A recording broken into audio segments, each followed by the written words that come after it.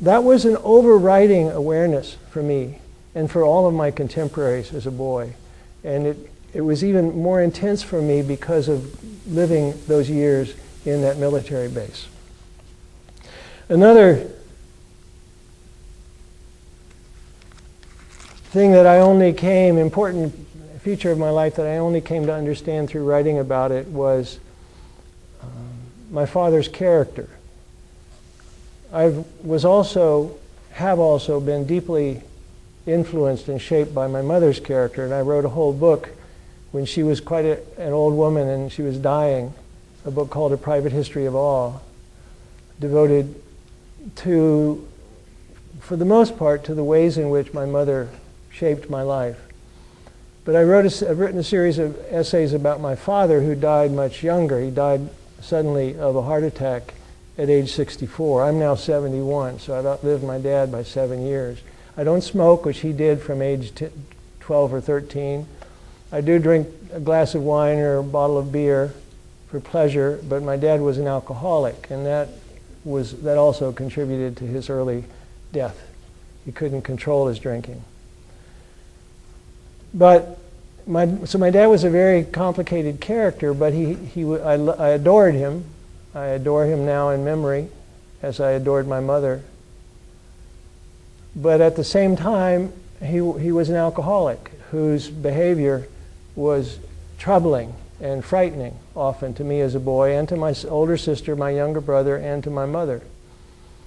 And it took me a long time to find a way to write about his death, and a longer time to write about what it felt like to be the child of an alcoholic. I wrote about his death in an essay called The Inheritance of Tools, which is in Earthworks. And when I was making notes for that essay, I had no idea it was about my father's death. I've always loved tools, all sorts of tools. Cooking tools, farming tools, carpentry, mechanics tools. And I was making notes for an essay about my love of tools. And in the midst of making those notes, I started writing about the tool I was using the day my dad died. And that enabled me finally to figure out how to write about his legacy to me. That is, it's one thing to write about loss, but loss is just absence. And when we lose someone or something or some place that really matters to us, it's not just absence that we're left with. We're also left with presence, with gifts that have been handed on to us, which is intrinsic to our love for that person or that place. So tools became the connection, the legacy to my father, the thing I had not lost when he died. The actual tools, the actual hammer, the actual saw, and so forth, the ability to use those tools because he taught me how to use them. And a third thing, which is the attitude of how they should be used. So if you're a carpenter, you care about things being plumb and square and fitting well. If you're a cook, you care about the food being rich and fragrant and tasty. Every skill, every craft has not only tools for farming, for example, and not only the ability to use them, but the attitude, the values about how they ought to be used. Here's the closing paragraph of The Inheritance of Tools. My wife has answered the phone and she calls down the stairs to me. I'm in the basement working on building a wall for a bedroom for my daughter, who's a little girl at that time. And my wife calls down with this news that my father has died. And as I said, it was a sudden heart attack, completely unexpected. And this is the last paragraph. I went down into the basement, opened a drawer in my workbench, and stared at the ranks of chisels and knives. Oiled and sharp as my father would have kept them, they gleamed at me like teeth. I took up a clasp knife, pried out the longest blade, and tested the edge on the hair of my forearm. A tuft came away cleanly, and I saw my father testing the sharpness of tools on his own skin. the blades of axes and knives and gouges and hoes, saw the red hair shaved off in patches from his arms and the backs of his hands. That will cut bear, he would say. He never cut a bear with his blades, now my blades, but he cut deer, dirt, and wood. I closed the knife and put it away. Then I took up the hammer and went back to work on my daughter's wall, snugging the bottom plate against a chalk line on the floor, shimming the top plate against the joists overhead, plumbing the studs with my level, making sure before I drove the first nail that every line was square and true. And one of the things I discovered in writing that essay was not only that tools and the use of tools and the values surrounding the use of tools were a legacy to me from my father, a way in which he remained in me, but that my own values, my own aesthetic as a writer are derived from my father's aesthetic as a carpenter. Clarity, simplicity, directness, cleanness. And I aspire to that in my use of language as I do when I work with wood. Well, I did manage to write in Under the Influence an essay also in Earthworks about my father's alcoholism, and the key sentence in the whole essay is the first one. It's only 3 words long. My father drank. To write that and to eventually make it public through publishing it, because for us, my father's drinking was the family secret and the family shame, and my mother saw it always as a sin, as a moral failure. She had no notion of or any belief in addiction as a disease. So for her, my father's drinking and his inability to stop was a moral failing. And the Bible supports that. The Bible's full of condemnation of drunkards. So we never talked about it. We never talked about it within our family, let alone to anybody outside our family. I hadn't even talked with my wife about it until after my father died.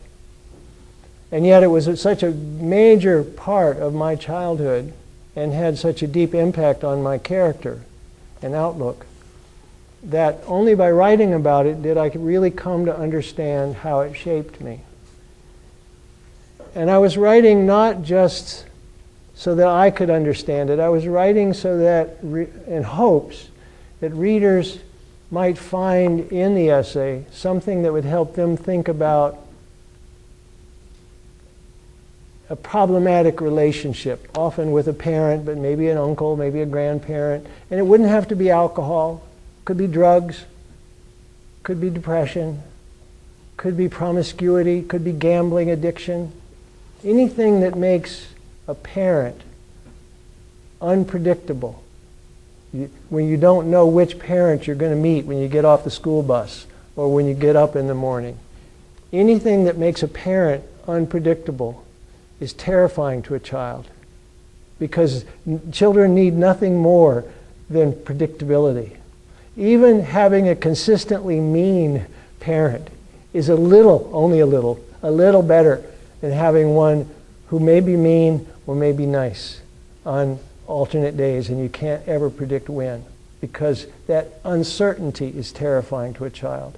So I've had hundreds and hundreds of messages in relationship to this essay from people, many of whom have had alcohol in the family or themselves have wrestled with alcoholism, because of course that's a very common problem in our society, but also from people whose parent or parents or uncle or grandmother or spouse was impaired, was rendered unpredictable by one or another form of addiction.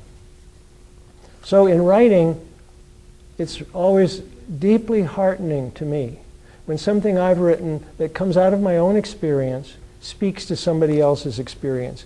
Because that's what reading does for me. Over and over again in my reading, I find out things about myself by reading what somebody else has written. Or I understand something more deeply about my own life by reading what somebody else has written.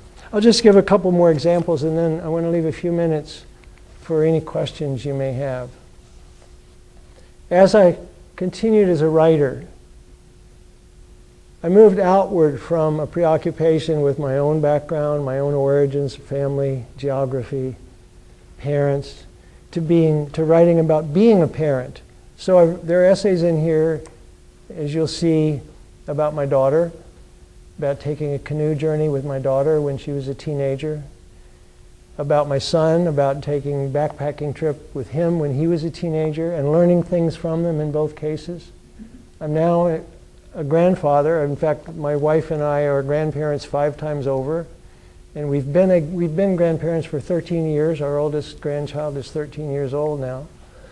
But I've chosen not to write about my grandchildren because I think somehow it would be invading my own children's adult lives. They're entitled to have their kids and not have their father or the kid's grandfather write about them. But gradually, as I continued writing essays and also in my novels and short stories, I would tackle bigger and bigger questions. So I've written essays. There's one in here about what's money. We have a society that's obsessed with money. There are entire channels and publications devoted to money, and sections of newspapers devoted to money. And yet money is only a symbol system that says you have so many tokens and you can exchange your tokens for something at any time. But that whole token system only works as long as you have a functioning society where people agree to accept one another's tokens.